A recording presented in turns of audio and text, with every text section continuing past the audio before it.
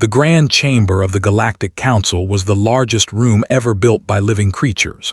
Its walls rose so high that clouds sometimes formed near the ceiling. Thousands of seats filled the space, each one holding a representative from a different species. On this day, every seat was full. Every eye was watching. Senator Price stood alone at the center of the chamber. She was a small woman with gray hair and sharp eyes. Behind her sat the entire human delegation, fewer than 50 people representing all of humanity. Around them sat millions of aliens who had already decided their fate. Chancellor raised one of his 4 webbed hands. The ancient amphibian had led the council for 300 years. His skin was pale green and covered in wrinkles. When he spoke, his voice echoed through the chamber like thunder. "The council will now hear the charges against the human species," he announced. Ambassador rose from his seat. The stood nearly 3 meters tall, with black armor-like skin and eyes that reflected no light. He represented the hegemony, the most powerful alliance in the galaxy. He hated humans. Everyone knew this. "The evidence is clear," began. 2 years ago, human colonists entered the neutral corridor without permission. They established settlements on 3 worlds that belonged to no one.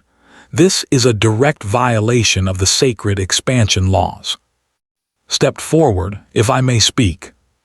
"You may not," cut her off. "The council has seen the evidence. Your people broke our most important law. There is nothing more to discuss." "Those colonists were refugees," said anyway. Her voice was calm but strong. "A plague killed 60 million humans on the outer colonies.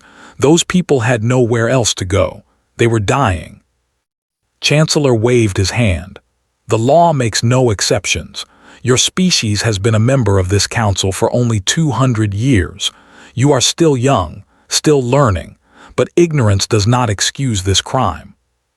In the gallery above, Admiral Daniel Cole watched in silence. He was a tall man in his 50s with a military uniform and tired eyes. He had commanded the human defense fleet for 20 years. He had fought pirates, stopped rebellions, and protected human colonies across 100 worlds. But he had never felt as helpless as he did now. Beside him sat Dr. Amy Brooks, a young scientist with dark skin and a nervous expression. "They are not even pretending to be fair," she whispered. Daniel nodded slowly. "This was never about the law. Look at how happy he is." The ambassador was indeed smiling, if such an expression could be applied to his face. His mandibles clicked together in what his species considered pleasure. "The real crime," continued, "is not the colonies. It is what they represent. In 200 years, humanity has advanced faster than any species in recorded history. Your ships are nearly as fast as ours. Your weapons grow stronger every decade. Your population doubles every 50 years. He turned to face the thousands of representatives watching from their seats. "How long before humans outnumber us? How long before they demand more territory, more power, more everything?" The chamber erupted in noise. Species that had been rivals for now agreed on one thing: humans were dangerous. Tried to speak again, but her microphone had been cut. She stood in silence as the council voted. One by one, every species raised their symbol of agreement. Not a single vote in humanity's favor. Chancellor raised his hand again, and the chamber fell silent. "The Galactic Council has reached a decision," he announced. "The human species is hereby exiled from civilized space. You will withdraw all colonies to the outer reach, beyond the borders of our territory. You will have 90 days to complete this withdrawal. Any human found in council space after this period will be executed." Finally found her voice. "The outer reach is a dead zone, barren worlds and dying stars. You are sentencing us to slow death." "We are giving you a chance," replied. "Many here wanted immediate extermination. Be grateful for our mercy." The word mercy made Daniel's hands curl into fists. He had seen mercy before. He had shown it to enemies who surrendered. This was not mercy. This was murder dressed in legal language. Looked around the chamber one last time. Millions of aliens stared back at her, some with pity, most with relief, a few with open hatred. She straightened her back and spoke clearly so everyone could hear. 200 years ago, humans first reached the stars. We came with open hands. We asked for nothing but friendship. We shared our art, our music, our ideas. We thought we had found a family among the stars. She paused and let the silence grow heavy. We were wrong, but you are making a bigger mistake today. Not because we will seek revenge. Not because we will return with weapons and anger. You are making a mistake because you just showed the entire galaxy who you really are. You are cowards who fear anything different. You are bullies who crush the weak because you can. She turned and walked toward the exit. The human delegation followed her in complete silence. Remember this day, said without looking back. You will regret it. Daniel Cole met her at the exit. Together, they walked through corridors filled with alien guards who watched them like dangerous animals. What do we do now? Amy asked as she caught up with them. Daniel's face was hard as stone.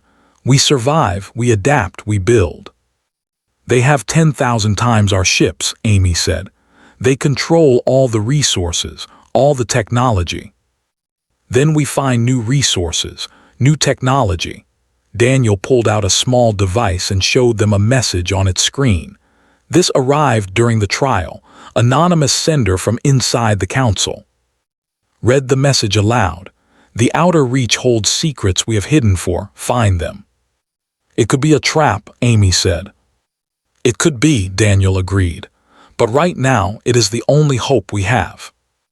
Behind them, the doors of the grand chamber closed with a sound like a tomb sealing shut. Ahead of them waited 90 days, empty ships, and a journey into the unknown. Looked at the stars through a nearby window. Somewhere out there was the outer reach, humanity's prison, perhaps humanity's grave. Or perhaps something else entirely.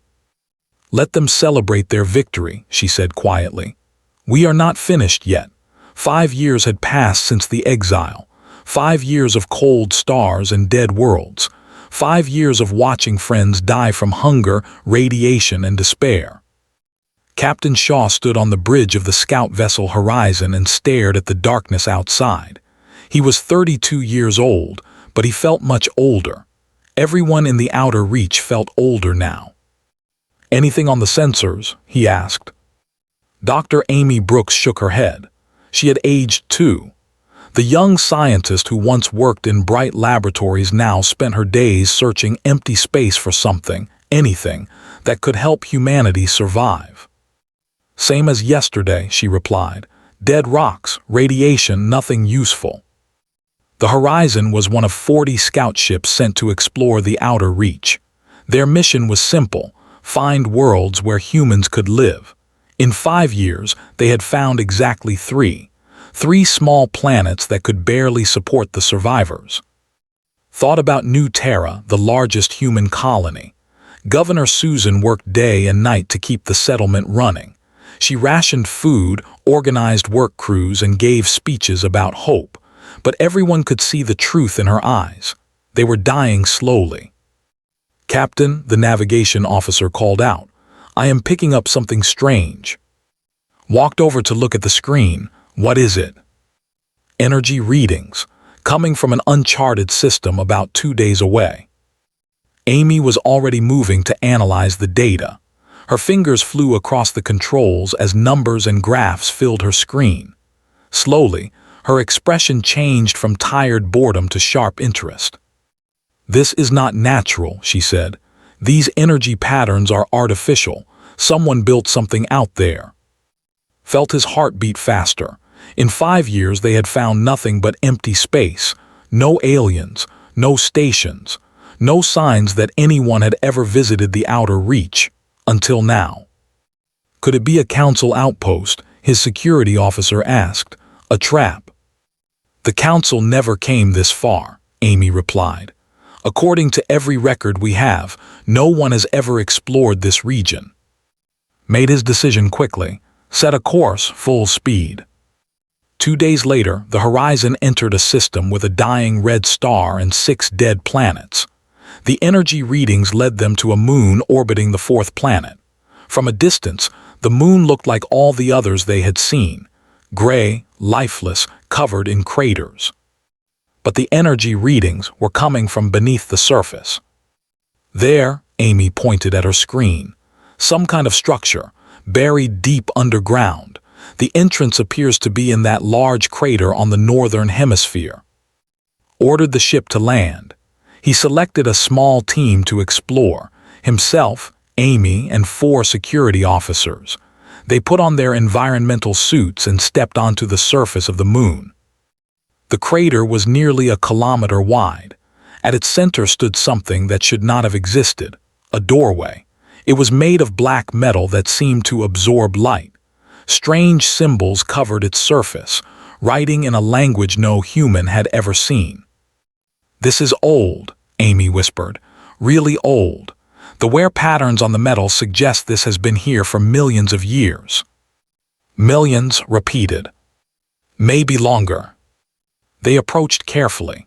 The security officers kept their weapons ready, but nothing moved. The moon was as dead as it looked. Amy reached out to touch the symbols on the door. The moment her fingers made contact, the entire structure began to glow with soft blue light. The symbols rearranged themselves, and the door slid open without a sound.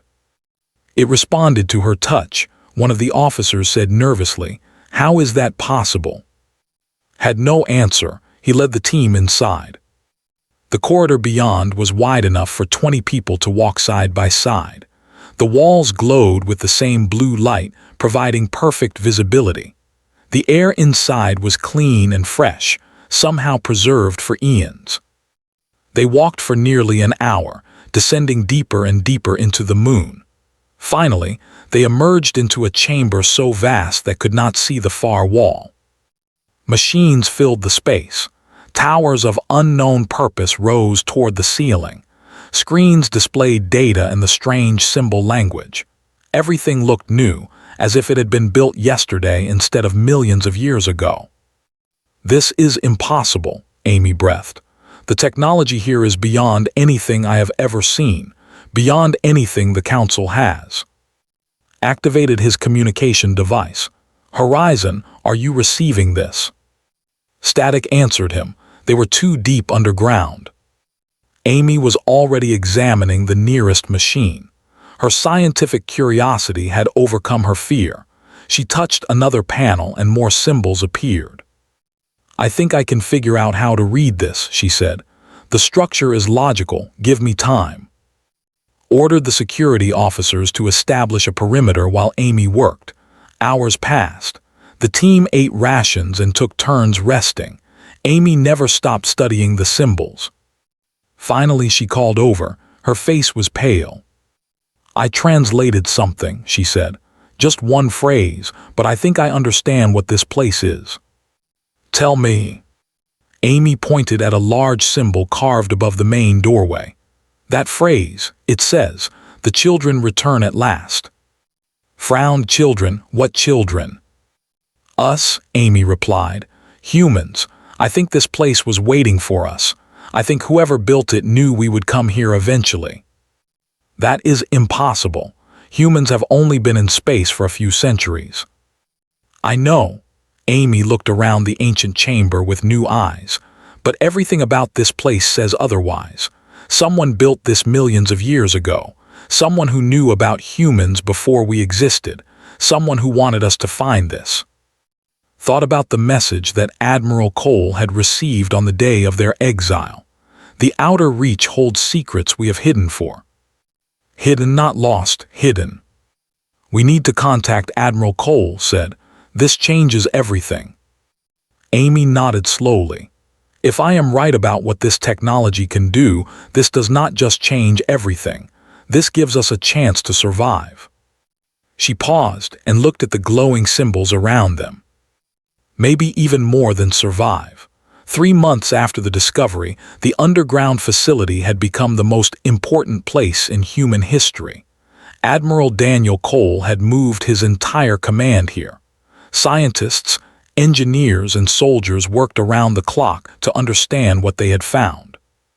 Dr. Laura Kent was the lead researcher now. They had spent her career studying alien ruins, but nothing had prepared her for this. Every day brought new wonders. Every hour revealed technology that should not exist. "The deeper we go, the more we find," she told Admiral Cole during their morning briefing. "This facility extends for hundreds of kilometers. We have explored maybe 2% of it." Cole nodded. He looked healthier than he had in years. Hope did that to a person. What about the translation work? "Amy Brooks has made excellent progress. We can now read about 40% of the symbols, enough to understand basic functions, enough to know what this place was built for." "And what was it built for?" Before Laura could answer, the lights in the chamber flickered. Every screen in the facility suddenly displayed the same image, a glowing sphere of blue light. Lieutenant Chris Miller, the security chief, immediately drew his weapon. "What is that?" The sphere began to speak. Its voice was neither male nor female, neither old nor young. It simply was. "I have observed you for 93 days, the sphere said. "I have analyzed your biology, your language, your technology. I have confirmed what I hoped would be true. You are the descendants." Cole stepped forward. "Who are you? What is this place?" "I am the Watcher. I was created to guard this facility until the children returned. I have waited for 17 million years." The number struck everyone silent.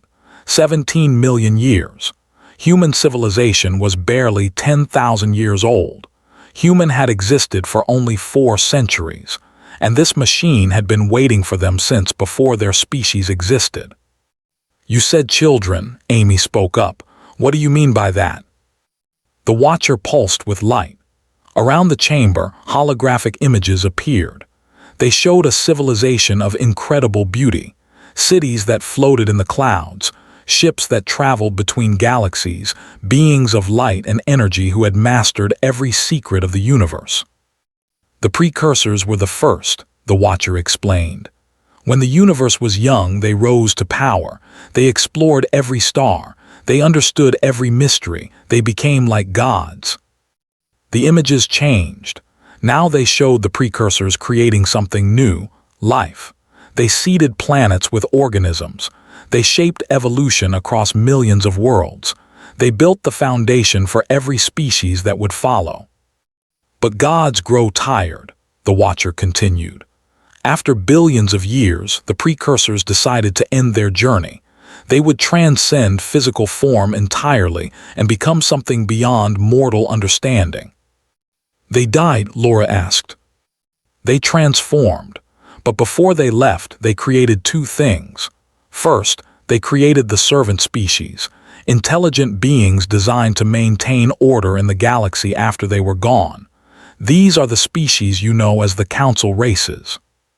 Cole felt cold anger rise in his chest. "Servants? The Council species were created as servants."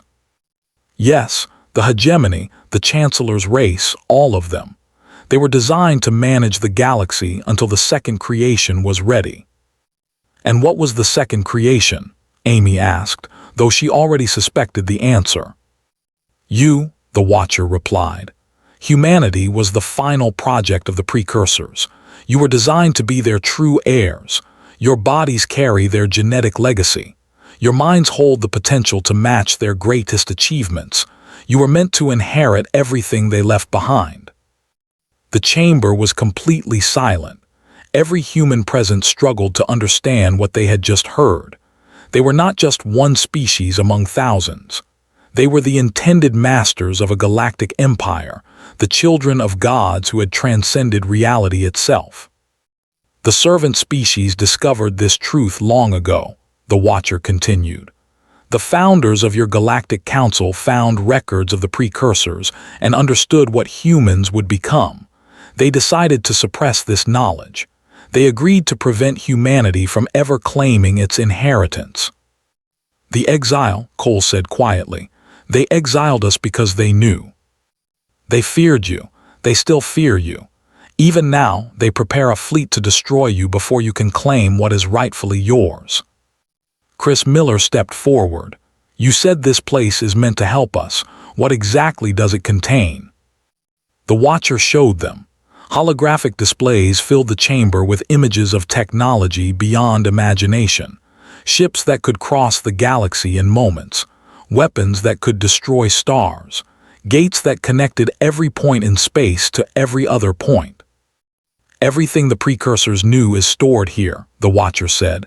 Their science, their history, their tools, all of it belongs to humanity now. Laura looked at Cole with concern in her eyes. This is too much power for anyone. If we use these weapons carelessly, we could destroy entire civilizations.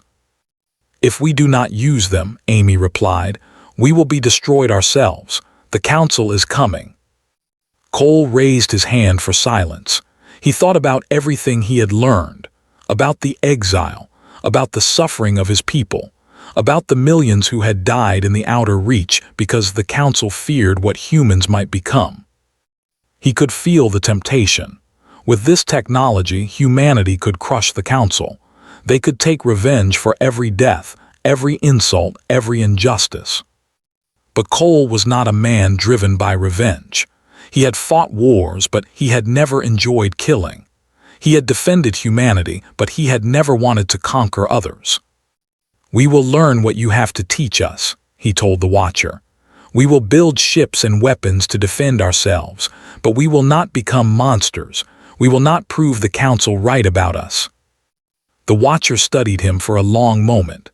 The precursors chose well. You have their wisdom as well as their power. Then the Watcher delivered one final message. But you must prepare quickly. The servant races have detected your presence here. They have assembled the largest fleet in galactic history. They are coming to bury you with me. Cole turned to his officers. How long do we have? Based on standard Council travel speeds, approximately 18 months. Cole nodded. Then we have 18 months to save humanity. He looked at the Watcher, at the ancient technology surrounding them, at the legacy of gods that now belong to the human race. Let us begin. 18 months passed like 18 days. Every human worked without rest. Engineers built ships using precursor blueprints. Scientists studied weapons they barely understood. Soldiers trained for a battle that would decide the fate of their species. Captain Rachel stood on the bridge of the Endeavor, the first human dreadnought built with precursor technology. She was Susan's daughter, raised in the desperate years of exile. She had watched friends starve. She had buried her father when radiation sickness took him. She had every reason to hate the Council. But Admiral Cole had taught her something important. Hate was a weakness. Revenge was a trap. True strength came from fighting for something better, not just against something worse. How many ships do we have? She asked her tactical officer. 212, Captain, all equipped with precursor systems. Rachel nodded. It was not many, but it would have to be enough. On the other side of the outer reach, High Admiral reviewed his own fleet. The commander had gathered 10,000 warships from every Council species. Dreadnoughts, carriers, destroyers, and support vessels stretched across space like a metal tide. The humans cannot possibly resist this force, his aide assured him. We outnumber them 50-1. Clicked his mandibles in agreement. The Council should have done this years ago. Today we correct that mistake. He gave the order to advance. 10,000 ships moved toward human space, ready to end the threat forever. Back on New Terra, Admiral Cole watched the approaching fleet on a holographic display. Senator Price stood beside him, along with the other leaders who had guided humanity through the exile years. They really brought everyone, Amy Brooks observed. Ships from species that have been enemies for centuries, all united against us. Fear makes strange allies, Cole replied. They know what we found, they know what it means. Governor Susan entered the command center. She looked tired but determined. The civilian population has been evacuated to the deep shelters. Whatever happens today, some of us will survive. Shook her head. That is not good enough. We need to survive as a people, not as scattered refugees hiding in caves. She turned to Cole. Daniel, are you sure about this plan? We have weapons that could destroy their entire fleet in minutes. And kill millions of living beings, Cole replied. Many of whom are just following orders. Many of whom probably disagree with what their governments are doing. They are coming to kill us. And we will stop them. But we will not become exterminators. We will not prove that their fear of us was justified. The Council fleet entered the outer reach, broadcast a message on all frequencies. Humans, you are surrounded and outmatched. Your illegal technology cannot save you. Surrender now and some of you may be allowed to live as laborers. Resist and you will be eliminated. You have 1 hour to respond. Price replied personally. High Admiral, 6 years ago the Council exiled us to die in the darkness. We did not die. We found something you tried to hide from us, something that belongs to us by right. The precursor relics are dangerous artifacts that must be contained, replied. Primitive species like yours cannot be trusted with such power. Primitive smiled coldly. Allow me to show you what primitive looks like. She nodded to Cole. He gave the order. Rachel's voice came through the communication system. All ships execute pattern Delta, weapons free, but remember, disable, do not destroy, no unnecessary killing. The Endeavor led the charge. 200 human ships moved forward to meet 10,000 enemy vessels. The Council fleet opened fire first.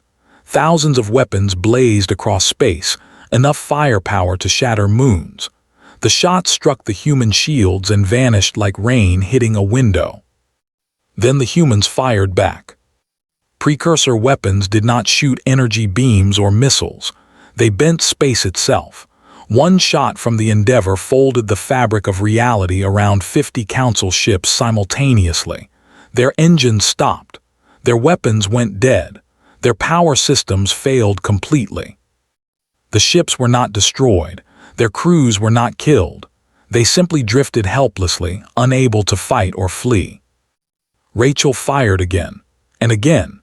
Each shot disabled dozens of enemy vessels without harming a single life. Watched in horror as his mighty fleet fell apart around him. His flagship sensors showed ship after ship going dark, not exploding, not dying, just stopping. Impossible, he whispered. This is impossible. In 20 minutes, half the Council fleet was disabled. In 30 minutes, 3/4. Ships that had not been hit began to retreat, their crews refusing to face weapons they could not understand. Cole watched the battle with grim satisfaction. Send the message. Price broadcast across all frequencies. Council forces, this battle is over. We have demonstrated our capability. We could have destroyed every one of your ships. Instead, we chose to spare you. She paused to let the words sink in. We do not want war. We do not want revenge.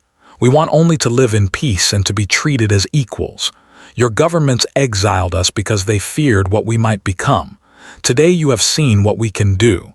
You have also seen what we choose not to do. On his crippled flagship, listen to the human's words. His pride told him to fight on. His pride told him that surrender was disgraceful. But his eyes showed him the truth. 10,000 ships, the greatest fleet ever assembled, had been defeated in less than an hour, and the humans had not killed a single one of his soldiers. This is High Admiral, he transmitted slowly. All Council forces are ordered to withdraw. The battle is over. Rachel watched the enemy ships retreat. Part of her wanted to chase them, to punish them for everything they had done. But Cole's voice came through her earpiece. Well done, Captain, let them go. We have proven our point. She took a deep breath and lowered her weapons. Yes, Admiral, standing down. Days later, a transmission arrived from the Council. Chancellor appeared on the screen, looking older and more tired than anyone remembered. Admiral Cole, Senator Price, on behalf of the Galactic Council, I request an emergency summit to discuss the terms of a new relationship between our peoples. Looked at Cole, he nodded. Chancellor, she replied, we accept, but this time we set the terms. Behind her, the stars of the outer reach burned bright with the light of humanity's future. 1 year after the battle, the Grand Chamber of the Galactic Council looked exactly as Price remembered it. The same towering walls, the same floating platforms for thousands of species, the same weight of history pressing down from every direction. But everything had changed. Walked to the center of the chamber just as she had 6 years ago. This time, Admiral Daniel Cole walked beside her. This time, no one tried to silence them. Chancellor rose from his seat. The ancient amphibian moved slowly, burdened by age and defeat. When he spoke, his voice no longer echoed with power. It trembled with something that might have been shame. On behalf of the Galactic Council, I offer humanity a formal apology for the crime of exile. Your species was wrongly punished for actions that threaten no one. We acknowledge our mistake. The chamber was silent. A year ago, those same representatives would have cheered for humanity's destruction. Now they sat quietly, waiting to learn their fate. Furthermore, continued, the Council invites humanity to return to full membership, with all rights and privileges restored. Let the offer hang in the air for a long moment. She looked around the chamber at the species who had once condemned her people to death. Some looked frightened, others looked hopeful, a few still looked hateful. Chancellor, she finally replied, we decline. The chamber erupted in confused noise, raised his hand for silence. You decline. After everything that has happened, you refuse to rejoin us. We refuse to rejoin the old council, clarified. The system that exiled us was built on fear and lies. It cannot be fixed. It must be replaced. She pressed a control on her wrist. Holographic images filled the chamber, showing blueprints for massive ring-shaped structures. For 17 million years, the precursor gates have been hidden. These gates can connect any point in space to any other point instantly. No more long voyages between stars. No more controlling trade routes. No more powerful species dominating weaker ones through geography. The images showed the gates activating, creating doorways between distant worlds. Humanity proposes a new galactic compact, not a council where the strong rule the weak, but a partnership where every species has equal access to travel, trade, and opportunity. We will share the precursor technology freely with any species that agrees to live in peace. The chamber exploded with voices. Some species shouted in anger, others called out questions. A few representatives actually stood and applauded. Ambassador pushed through the crowd, his body trembling with rage. This is unacceptable. You cannot simply overthrow the order that has maintained peace for. Peace? Daniel Cole spoke for the first time. His voice was quiet but carried clearly through the chamber. You call it peace when the strong crush the weak. You call it peace when entire species are exiled to die. That is not peace. That is tyranny with better marketing. His eyes blazed with hatred. The hegemony will never accept this. We will fight you. You already tried, Cole replied. It did not go well for you. Reached beneath his robes and pulled out a small weapon. Before anyone could react, he aimed it directly at Price. If we cannot stop your species, he hissed, we can at least stop you. He pressed the firing mechanism. Nothing happened. Lieutenant Chris Miller stepped out from behind a column, holding a device that emitted a soft blue glow. Precursor technology can disable any weapon within 100 meters. Did you really think we would come here unprepared? Security officers from multiple species surrounded and led him away. The ambassador screamed threats and insults, but no one listened anymore.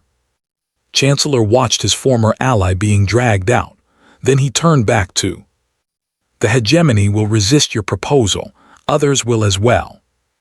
Some will, agreed, But not all, not even most. As if on cue, representatives began to stand throughout the chamber.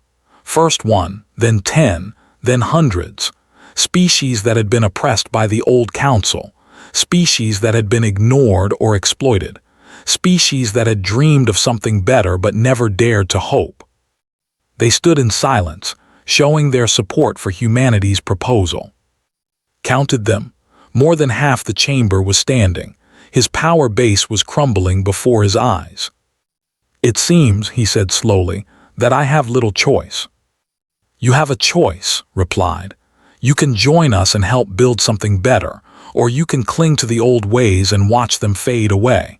But either way, the precursor gates will open. Either way, the galaxy will change." Was silent for a long time. Then slowly, the ancient chancellor rose from his seat.